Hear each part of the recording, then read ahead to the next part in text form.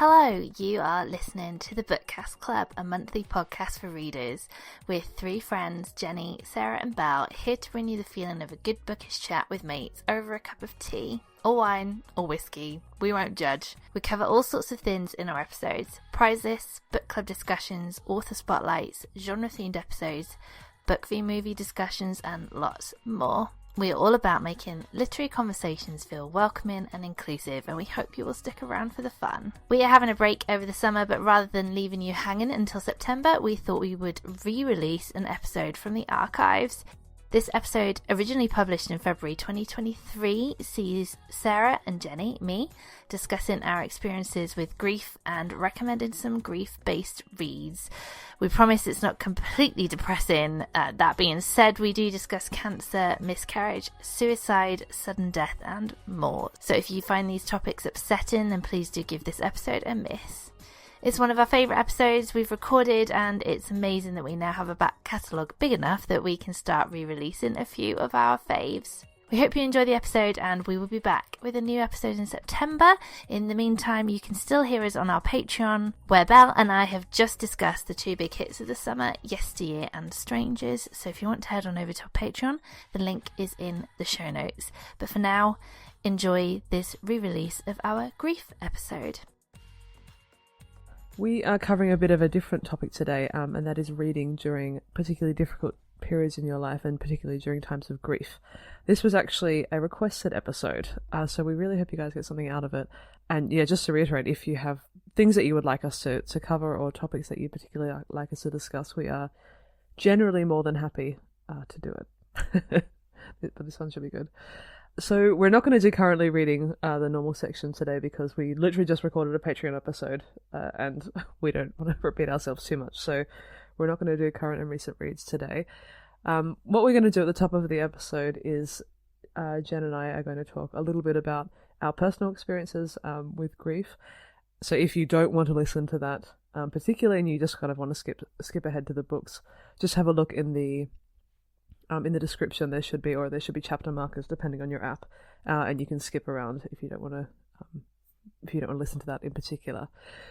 I do want to give a warning. Unfortunately, Jen and I both have quite a lot of experience with different types of grief. So in terms of content, we're probably going to touch on everything from suicide, miscarriage, cancer, sudden heart attacks, and everything. So if there's a particular type of grief or type of death that you would like to avoid, you might be out of luck in this episode. But once we've stopped talking about our particular experiences, we are probably not going to refer to it too much, is the goal. But I can't guarantee that at this point. But that's the idea. Right, Jen?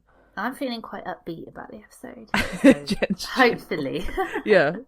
Hopefully the tone of the episode is not going to be miserable. No, I don't think so. But if you are someone who is a bit nervous about listening, then please don't. Or play it through, give us the download, but you can mute it. That's fine. No problem. Any news from you, Jen? Is there anything before we start? Have you got anything to say? Has anything happened in your life? Other than I've got a grotty cold, and I'm sorry, I know it's disgusting to listen to people that are nasally and snotty, but I'm hoping to contain it as much as I can. Blow my nose when I'm muted. Well, you look great, so thanks. Our whole household is disgusting at the moment. Yeah, I'm about to go on a very big trip to Australia for several months. So at the moment, this is my last weekend in the Netherlands for many months. So at the moment, I'm sort of wandering around my house in a bit of a well, not at this exact moment, but this weekend I'm sort of wandering around my house in a bit of a daze, looking at things like, do I use that? Do I use that more than a few times a year? Like, what are my hobbies? What do I do with my evenings? And Who am I? Yeah, who am I? How do I entertain myself for such a long trip? It's kind of weird. I have done trips of this length before, but not since I was like early 20s. Not that I'm in my 20s now. I don't know why I'm early 20s. Not for about 10 years. So yeah, I'm not sure what I do with my life. So that's fun. Right. So I wanted to ask you, Jen, before we start, if you don't mind, how, for me, I find some days I'm very happy to talk about this sort of stuff, and some days absolutely not at all. And so when we decided we were doing this episode, I've been a bit nervous the whole lead up to it, to be honest. wondering how I'm going to feel on the actual day. So how do you have, first question, do you have a similar thing where some days you're fine, some days not? I find, because I've got a slight array of experience with death in our family, I find some more triggering than others. So I've had my best friend from school died of cancer about 3 years ago, and my stepmother died of cancer about 5 years ago. I find cancer particularly triggering. It's something that I've talked about it before, but something I have to kind of work through on an ongoing, regular basis. But in terms of miscarriage, which I had a miscarriage when trying for my children, and it was a missed miscarriage, so it was one that I found out when I went for my 12-week scan. So I have 2 kids now. I'm not having any more. I'm kind of in a way out the other side of that. So obviously miscarriage now, I've been there and that part of my life is gone. So no, I find it quite helpful, and if I've ever talked about miscarriage or fertility issues on my Instagram or anything like that, then other people find it really helpful. So I'm much better at talking about my fertility experiences than I am with my cancer experiences. And then my father-in-law died of, it was a sudden heart attack. He had a cardiac arrest about, this is probably 5 years ago now. And unfortunately, he lived quite a long time with very severe brain damage after he'd had his heart attack. So there was a period in mine and Ben's life that was incredibly challenging. As a couple, he was experiencing a different kind of grief to what I was experiencing. So that whole period of our lives was messy. But I don't find death difficult to talk about. So I'm hoping I'll be fairly upbeat, and I've got some good recommendations for this episode. But it's one of those things that I don't, even though I've had all these experiences, I still don't feel like I've experienced grief for someone who's been super, super close to me. Yes, my friend died of cancer, and I guess we might touch on cancer later on, but cancer's a funny one because obviously someone gets diagnosed and then that whole process goes on a very long time, and then you get told that they've reached the stage where it's terminal, and then that process can go on a very long time. So that's almost like you almost live in the grief while it's happening. So when my friend died, yes, it was upsetting, and I was upset, and it was sad, but I felt I'd almost kind of gone through that grief process while she was still alive, which is also a very different thing to go through. So yeah, I feel like I've got the full gambit, apart from somebody really immediate to me, because both my parents are still alive. So death is a funny one, and everybody experiences it very, very differently, and grief is different for everybody. Yeah, well, I've sort of got the inverse to you, where I've actually not really experienced, apart from grandparents, which is a little bit different. I haven't experienced someone that particularly close to me getting diagnosed, and then us kind of waiting for them to die. So the 2 sort of big losses that I've had in my life were my father and a close friend of mine, both of whom died extremely unexpectedly. And so then with that, there's a whole element of trauma, because the way that this is delivered to you and the way that it happens is literally within a phone call, like someone telling you it takes 15 seconds, and your whole life is like suddenly completely different. So it's extremely traumatic, actually, something like that. But it's funny. One of my good friends has, their father has probably terminal cancer, and we sort of have this odd ongoing conversation of like, because we've been friends for a long time, so I know their dad really well, and they know my dad really well, knew my dad really well. Like, whose dad's death is going to be worse? Is it worse to suddenly lose someone and have no memory? Like, my dad was never sick, he was very healthy, right, literally until he died.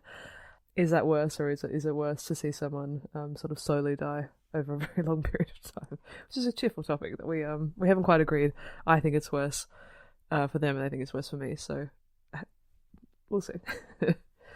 It's fascinating. Yeah, nobody's grief is the same, even if you kind of think that they've been through the same death that you have. It's a fascinating subject.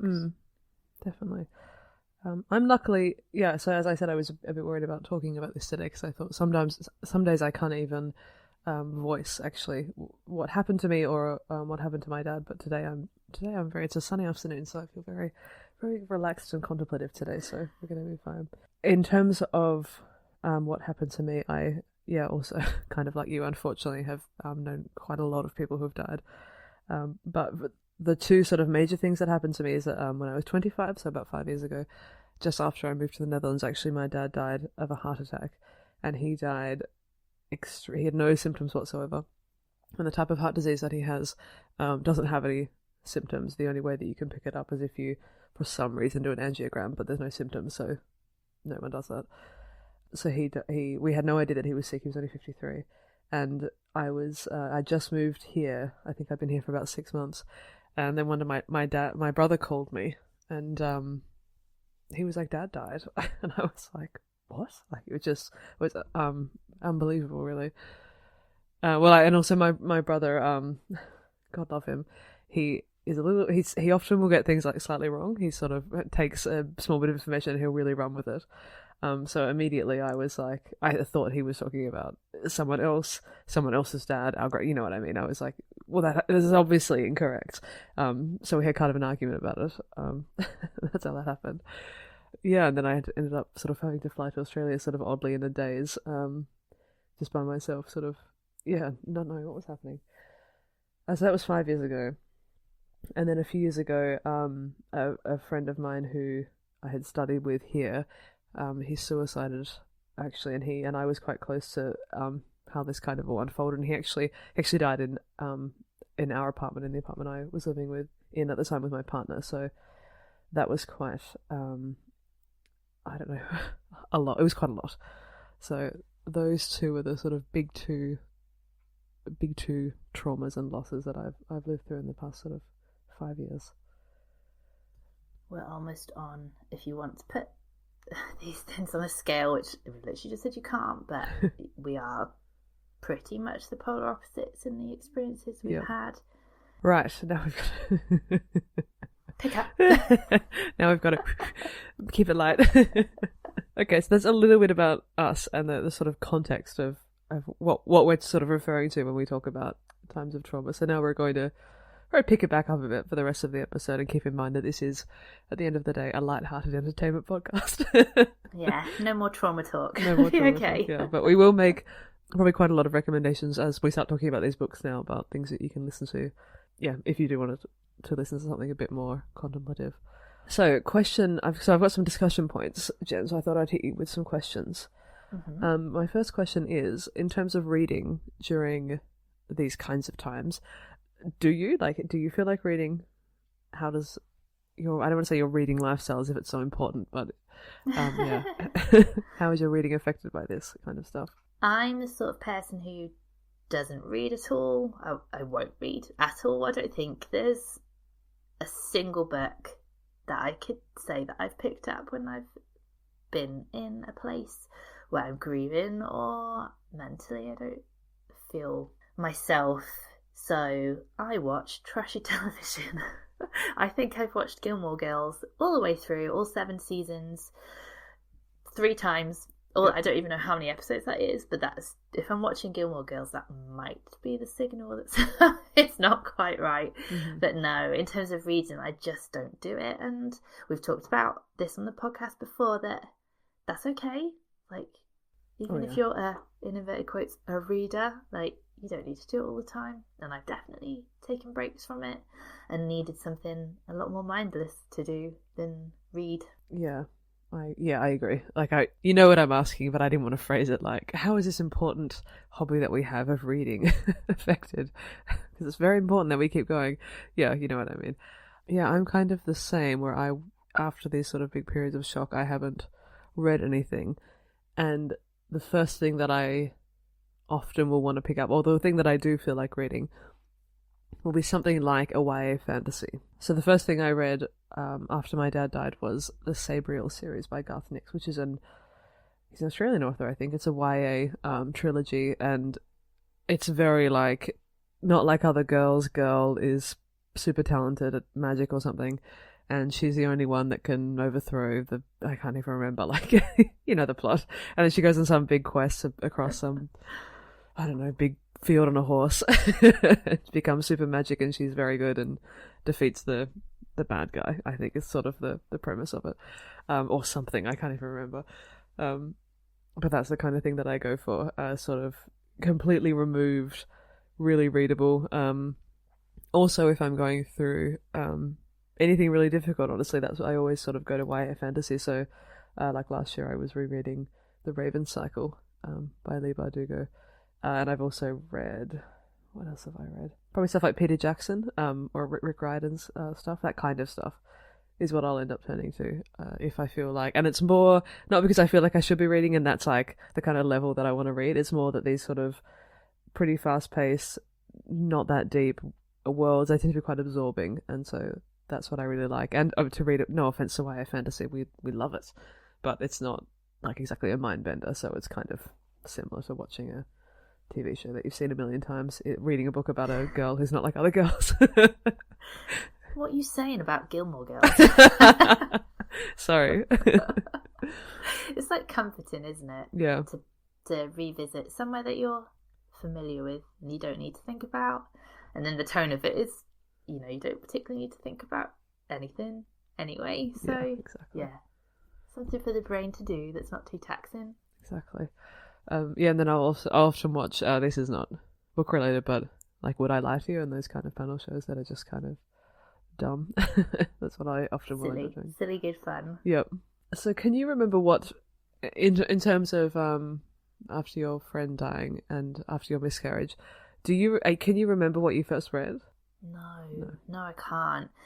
I really feel like I just don't read until I'm ready to start reading again. So Okay.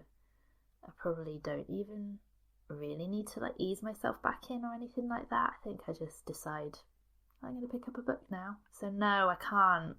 There certainly isn't anything significant that I can think of. So there's the YA fantasy thing that I just said, how I often feel like reading kind of dumb YA. And the other thing that I find, because for me, I sort of grief in waves or cycles or something.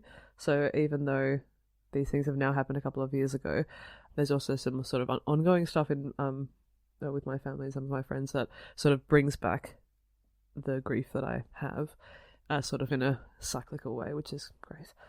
But when I'm in these like periods of still really feeling this quite raw loss, actually, at these times I still always feel like reading, but I get so annoyed with like so many different books, and this is a me problem obviously, but I just feel like so many books are so trivial and unimportant, and I get so annoyed with them, like they really piss me off.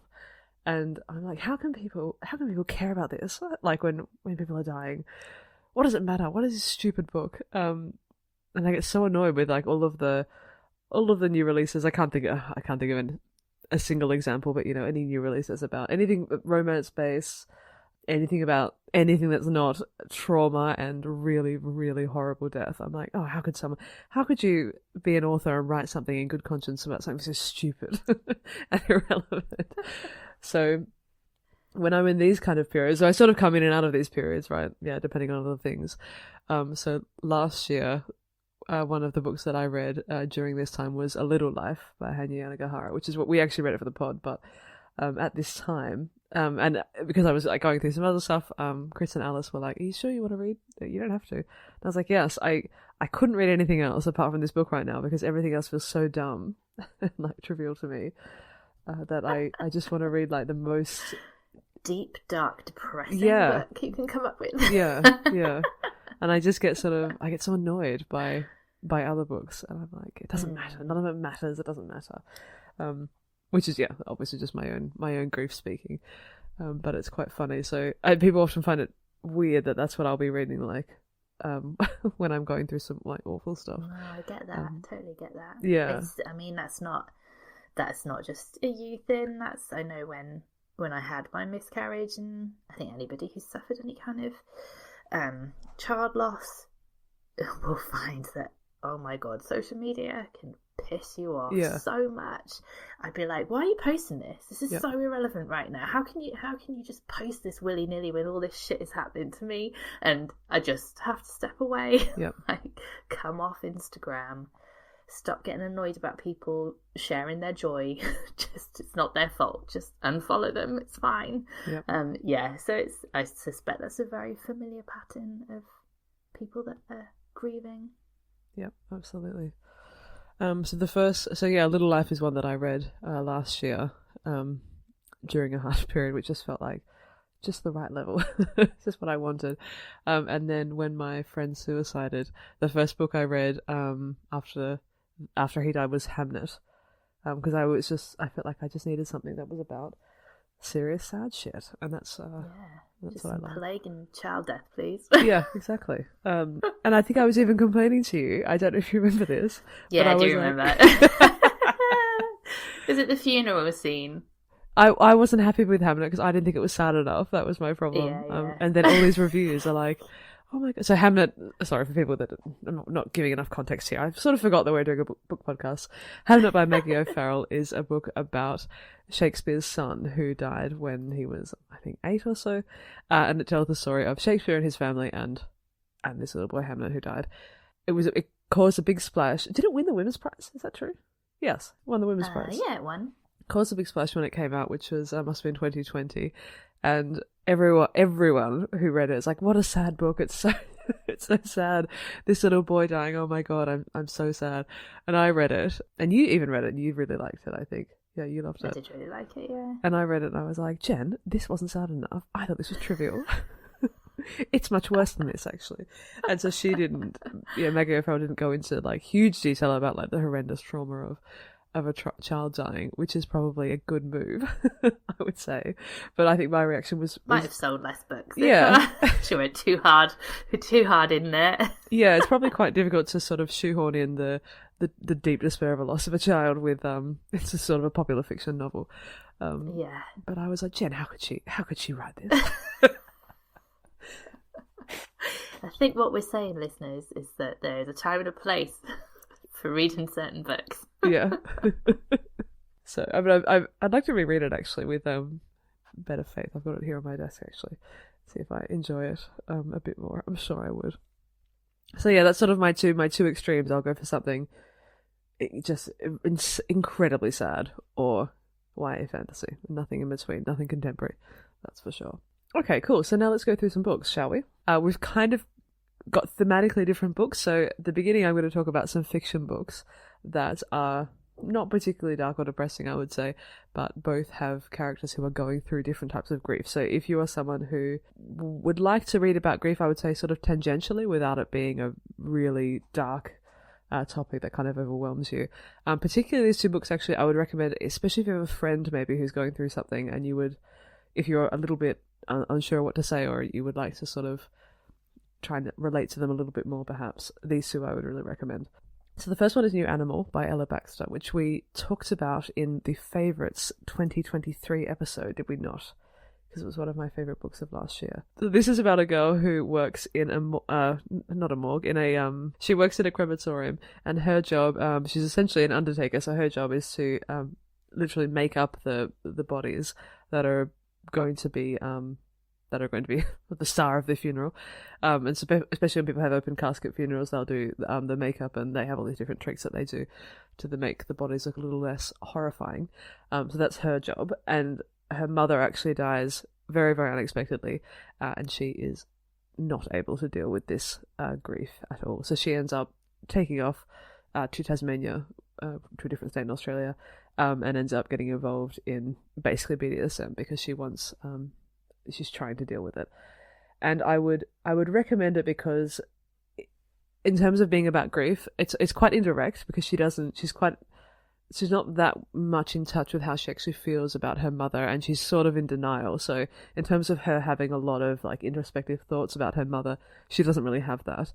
What it's more about is how grief can make you do bizarre things even when you don't really understand what's happening. And she's sort of, oh, it's all fine, it's absolutely fine, here I am, this is all fine.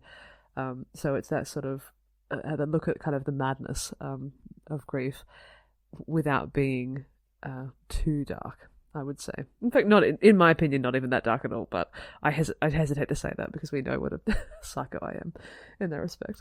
But yeah, I really recommend it for that kind of thing. And the other one that I recommend is The Spare Room by Helen Garner, which is another Australian novel. And this one is about two older women who are friends. I think they're in their 50s, or maybe their 60s. And they've been friends for a very long time. And one of them is diagnosed with a terminal cancer. And she is in a lot of denial about this cancer, and she's living with the other friend who's the main character. And so she's in denial about how sick she actually is. And she's getting sicker and sicker as she's staying with this friend. And what actually happens is that she meets some kind of like alternative medicine doctor who claims that he's going to be able to help her. And she ends up paying all of this money to go to these sort of holistic or alternative medicine treatments for her cancer, which are clearly not going to work. The main character is very conflicted about whether she should just play along because the friend is going to die. Like, should she try and confront her? Should she try and make her go to a normal hospital and get actual medical treatment to help her symptoms? Is it better to let her live thinking that the orange juice that she's drinking and the ginger root shots are going to do all this stuff? So she really struggles with how to deal with this. And it's also quite unusually, it's two women who are older who are friends, and neither of them have partners, so it's got this sort of message about female friendship, which is very unusual, especially for older women, I would say, in books. And it's because they've been friends such a long time, and because the one who has cancer is kind of a bit ridiculous, and everyone's kind of used to her sort of antics. It's got a very like warm tone, I would say, and everyone's sort of navigating behind her back how they're going to deal with her and what they should say to her. So they all just love her very much, and they're just trying to do the best thing for her. But so it's got wonderful exploration of female friendship, especially long-term friends, as well as this sort of tricky navigation of how it is when someone's dying, and your wishes and their wishes, and what you should be doing for them, and how difficult it is when there's probably not that much that can be done anyway. Like how much of an obligation you have to try and make them face it, and should you make them face it, and all that kind of thing. Yeah, I think I'm ready for that book now. And a year ago, I probably wouldn't have been able to read. Was it The Spare Room? The Spare Room, yep. The Spare Room. But I think I'd like to read that one now. I know we've recommended it to a few of our Patreons, so yeah, I definitely would like to pick that up. So now we've got a couple of non-fiction recommendations, do we not? That are more about sort of death itself, right? Do you want to go first? Yeah, I've got a few.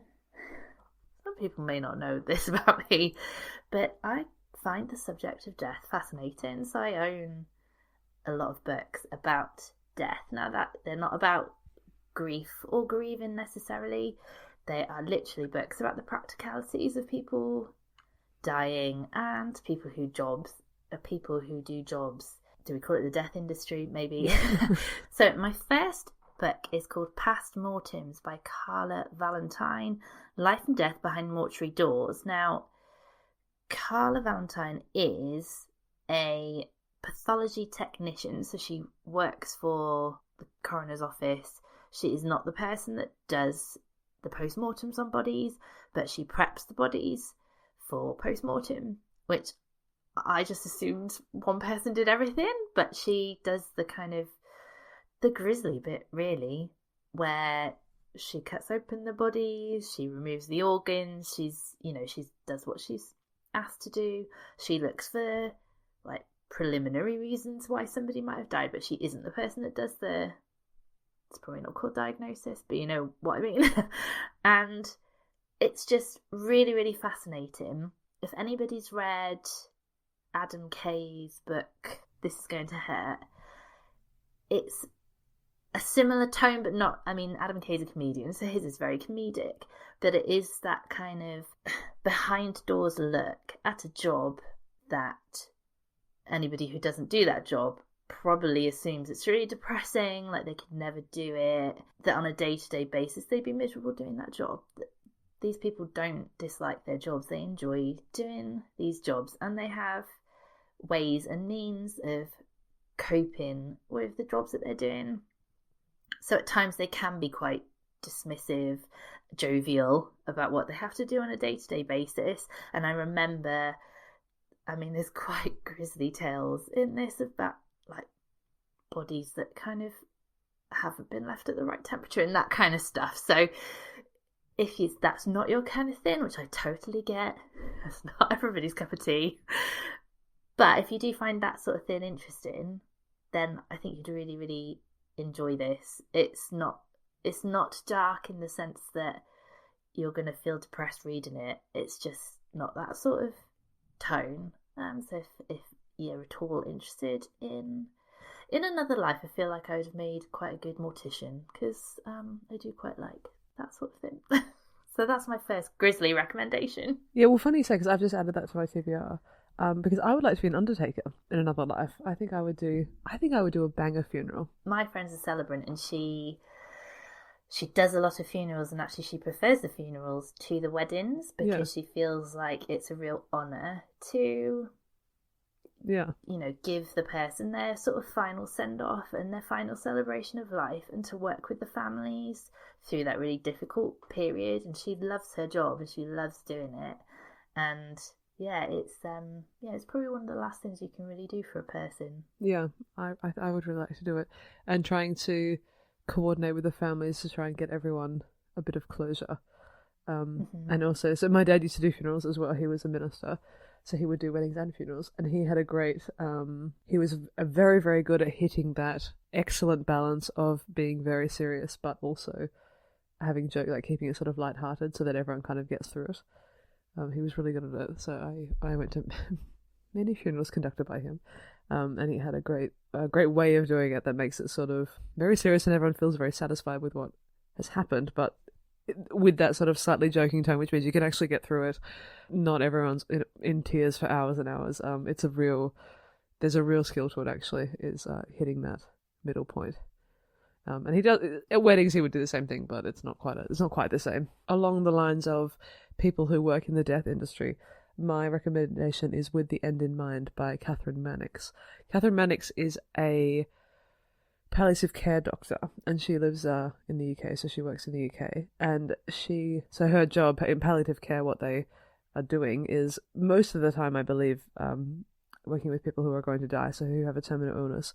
But sometimes it's with people who aren't going to die, but they're looking after people who have very, very serious illnesses and whose symptoms cause them a lot of trouble. So that could be pain.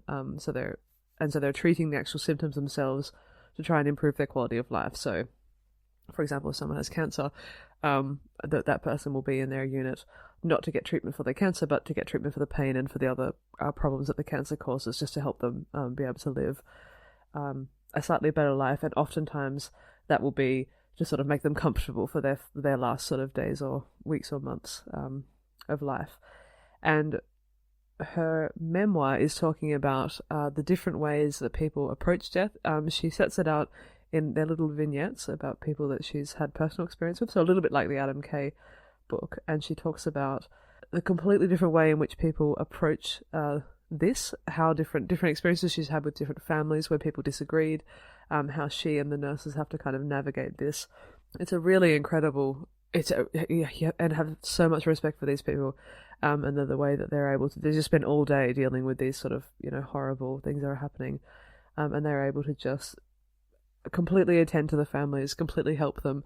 There was one incredible story that she tells in the book, which is about a family. The mother was dying of cancer, and the son was a felon, so he was in prison, and he'd been in prison for a long time, and he got day release, and basically the day that the mother was going to die, so he was given day release to be able to go and say goodbye to the mother. And he came handcuffed with two different wardens, she was calling them, so two different staff members from the prison came with him, and they wouldn't leave his side, and he's completely handcuffed, and he's supposed to be saying goodbye to his mother, and he was really violent, and really difficult, and everyone was scared of him. And of course the family haven't seen him for a long time, and obviously there's going to be decades and decades of really difficult relationships between him and his siblings. And she tells the story of how the head nurse was able to negotiate with the wardens and actually get him to get the whole room calmed down and have him there with the handcuffs off, actually, so he could more properly say goodbye to his mother. And of course, it's not a story like she reformed him or whatever. Obviously, it's a complicated family with a complicated history. But just for those couple of hours where it was really the mother's final hours, they were able to sort of make this happen so the family could be together and just sort of assemble this moment of peace for them, which is probably a very isolated moment of peace, I imagine, in sort of their history. And then the mother was able to be there with all of her children who are actually getting along. And it was just amazing to read how they did this, and how next door, while this was all happening, she was next door dealing with like a child who was dying, like completely different circumstances. And they just sort of go all day and she describes herself as a death wife, sort of the opposite of a midwife. And it's everyone that they see is just having these kind of profound experiences where the person they sort of love most in the world is dying, and they're able to talk to these people. Then they go to the next room, have the same conversation with people again. And still be very engaged with people. And something that she talks about in the book, which is why I actually would recommend the book, is how people are often very unprepared for death, both for their own death and also for the death of people that they love, and how a lot of them don't want to have the conversations about what they want or what their funeral should look like or what things should look like after they die. And one of the jobs that she has with the nurses is to try and get people to have these conversations and to sort of confront the future, both from the side of the family and from the side of the patient themselves. And she talks about how she's able to do that. And she talks about, especially, obviously she's British, so she's talking from a British perspective. And she talks about how often people are very fearful of these conversations, and they really have to try and sort of gradually get it out of them so that they're comfortable. And she talks about the process of dying itself, what it actually looks like, and how people are often quite scared of it, because these days, in times of old, people used to see people dying all the time, but now we sort of people die in hospitals and you don't know what it looks like, so often people are quite frightened of the changes that happen when the person they love is going to die, and how they sort of coach people through that so that they're not frightened. It's really, really good. Yeah, I own this one. Surprise. And yeah, I really want to get to it now that I've heard you talk about it. I'm going to move it to the top of my TBR. I heard about the book because it was on, Katherine Mannix was interviewed on Griefcast, which is a podcast that I would really recommend, actually. This is a British podcast that's hosted by Carrie Lloyd, who is a comedian, and her father died when she was a teenager. And what she does in every episode is she interviews someone, normally a comedian, but not always, who has lost someone quite close to them. And they talk, it's quite focused on grief itself, so they will talk about the actual person in quite a lot of detail, what happened, how that person died, and how it kind of played out in sort of the months and years after the death. And she had Katherine on to talk, and she was brilliant. So we will link actually that specific episode because I really recommend it, and it gives you the way that she talks on the episode is exactly like how she is in the book. So if you enjoy the way that she is, you would enjoy the book. But if you don't like it particularly much, then the book's probably not for you. But yeah, a really, really good episode. I have got 2 books that are about death and how people deal with death in different cultures. So the first one is called From Here to Eternity, Travelling the World to Find the Good Death by Caitlin Doughty, I want to say her surname is. So she's a mortician, but she's also got a YouTube channel. I'm pretty sure she's got like millions of subscribers. And I will link it in the show notes because I can't remember what her YouTube channel is called. But this book, like the title says, basically travels the world looking at how they treat death and deal with death and celebrate death in different countries.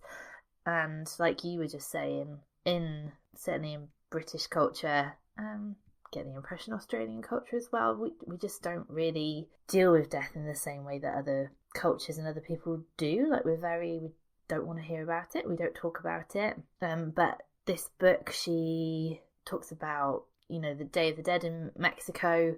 And on that note, I'll just slip in the recommendation of the film Coco, because I think a lot of people think they know what Day of the Dead is, and often people dress up and use the makeup at Halloween, I suspect if you quizzed them on actually how the Mexicans like celebrate their dead, they probably wouldn't know.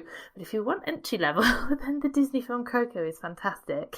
But this book also delves into that culture as well, and why we're so fearful of death when other countries and other cultures do some amazing things surrounding the celebration of death is almost as big a celebration as the celebration of life events, if not more so.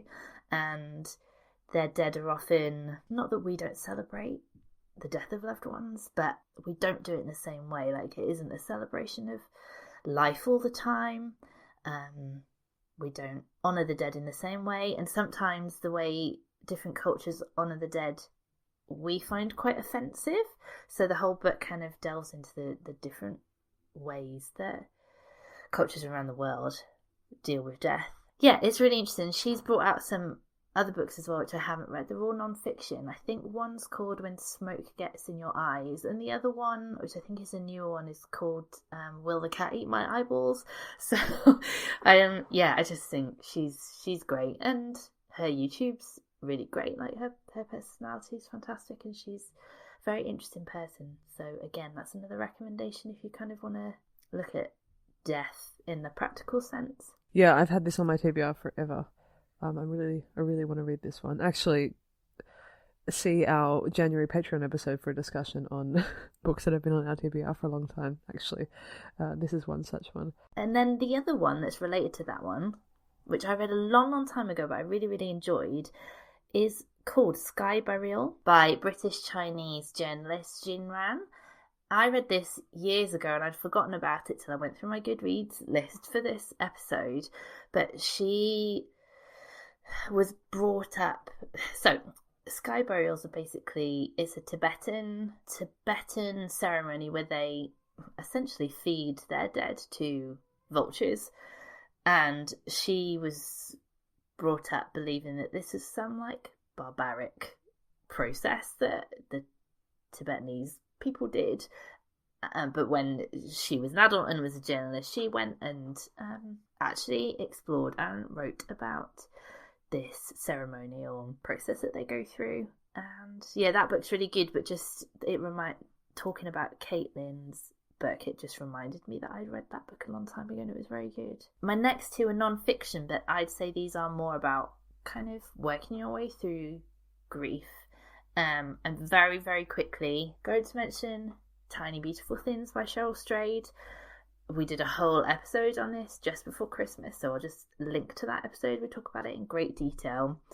But Cheryl Strayed has a very first-hand experience of loss, and some of the letters in that book deal directly with grief and loss, and I found them really fantastic. But the other book, and I may or may not have talked about this on the podcast before, I used to buy it for people all the time from about 10 years ago. I used to literally everybody, I'd be like, have I bought that book for you yet?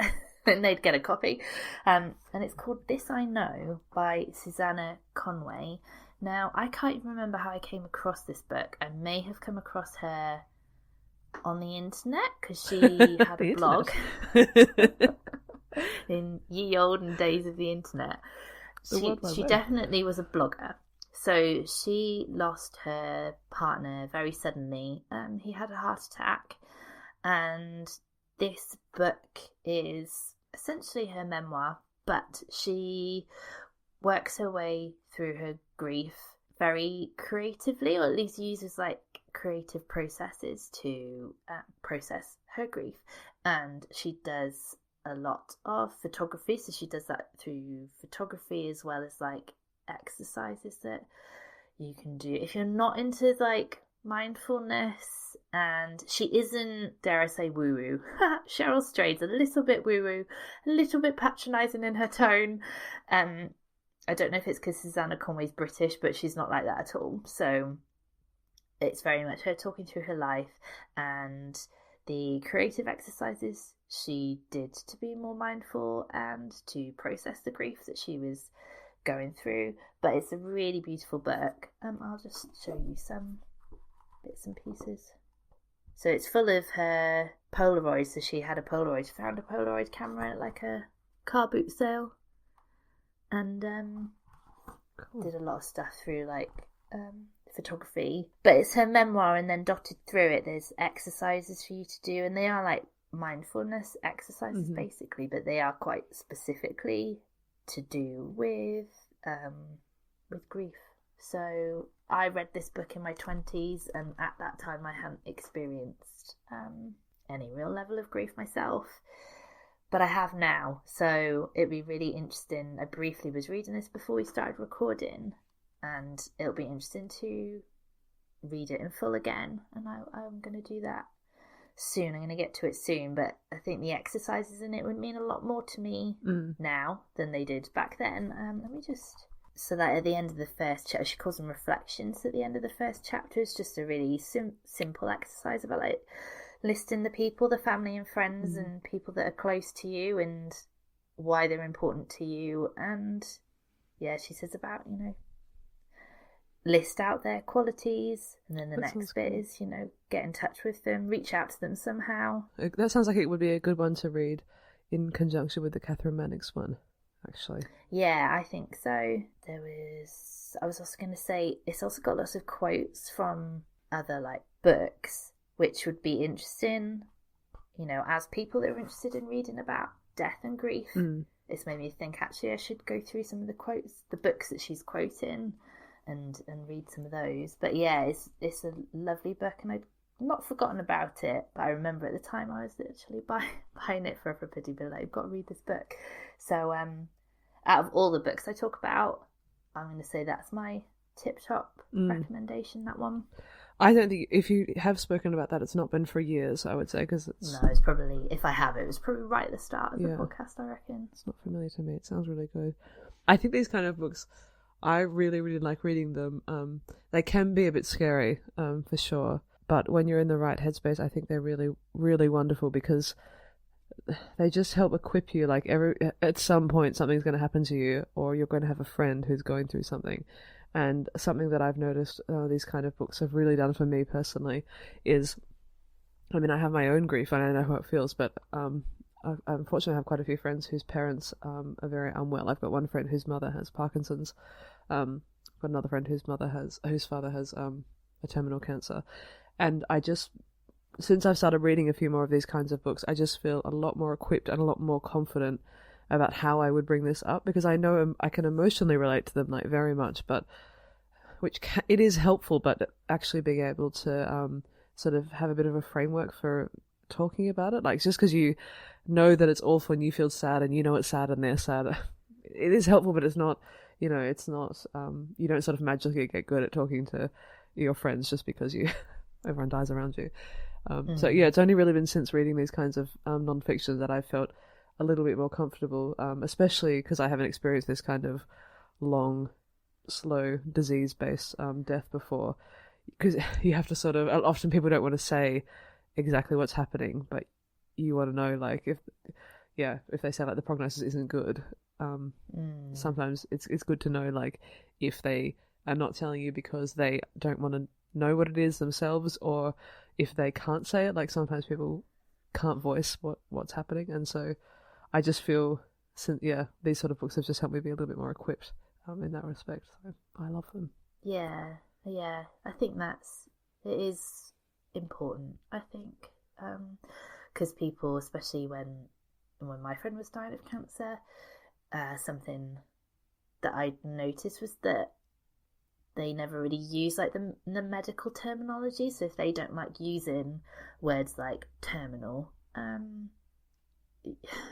it's not necessarily them skirting around the issue, and sometimes they'll use words that are actually, when Ellie told me that, you know, she'd been given a terminal diagnosis, I think the way she phrased it was to say she'd been given her marching orders.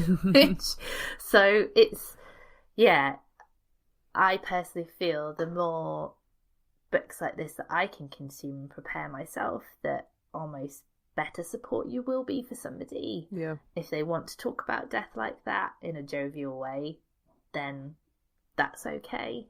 And whatever you can do to stay close to that person and be a support, as opposed to somebody who finds it too scary to talk to them about what's happening to them. I think you're dead right. Some of these books will really help with that. Yeah. I get also on that note, I would say if you're someone who's listening to this and you maybe haven't experienced it yourself, and especially if you're friends with someone who has experienced a big loss, and you don't know what to say, which can be really hard, knowing what to say. If you want some sort of generic advice, I would say don't be afraid to bring it up. There's a bit of a misconception that you'll make them sad or you'll make them remember it. They're never going to forget. Like, don't worry. Especially I've heard this a lot of people with my dad. They're like, oh, I didn't want to remind you. I'm like, well, I know my dad's dead. I hadn't forgotten. Yeah, don't worry. Forefront of my mind, not to worry. My dad had died. And what? Yeah. Oh, that's right. And what? You're not going to make them sad, but it can be really hard if you're someone, especially if you're a bit younger and you're maybe the first person in your friend group to go through something like this. You can often feel that you can't talk about it or that people have kind of forgotten. So it can be really nice. You can just say something super simple. Anniversaries that's a really big, powerful thing you can do if you can just mark in your calendar, like the anniversary of the death. So you can just simple text message like that, you know that it's the anniversary, that kind of thing. This makes a huge difference. You're not reminding them, like, you're not reminding them. They are. Yeah, they are dealing with it on that day. Yep, and it makes to receive messages from people on an anniversary is a huge thing. So simple things like that. It doesn't have to be elaborate. And you can just say that you're thinking of them. Really. My last recommendation, which is slightly different, so more on the topic of God, this is a long episode. I just looked at the recording time. super quick. Last final recommendation, more on the topic of actually going through the experience of grief and death itself, is a book, one of my favorite books, which is Grief is the Thing with Feathers by Max Porter, which is essentially poetry. We talked about this. We did a whole episode on this book, episode 45, which we will link in the show notes because it's one of my favorites. So I made Jenny and Sarah read it.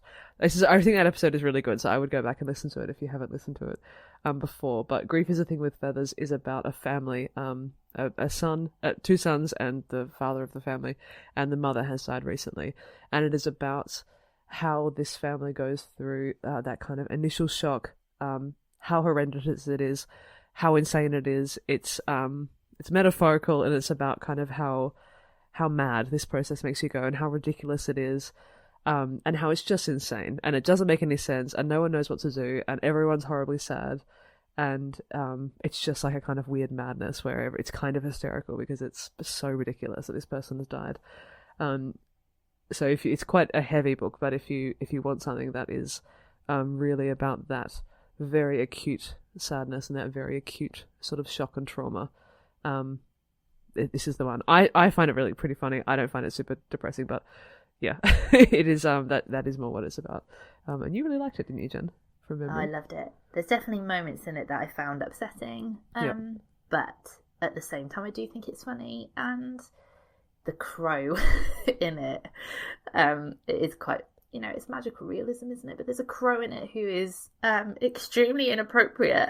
And I loved him because it was so relatable to when you're in the grieving process. Everybody's really sad, but somebody will say something that's really funny and you all laugh, but then you all feel guilty because you're laughing. And I definitely haven't read a book that in a fictional way and a metaphorical way hit the nail on the head so well. It's just, it's fantastic. It's really short. Yeah, it's a poetry book of 100 pages or so.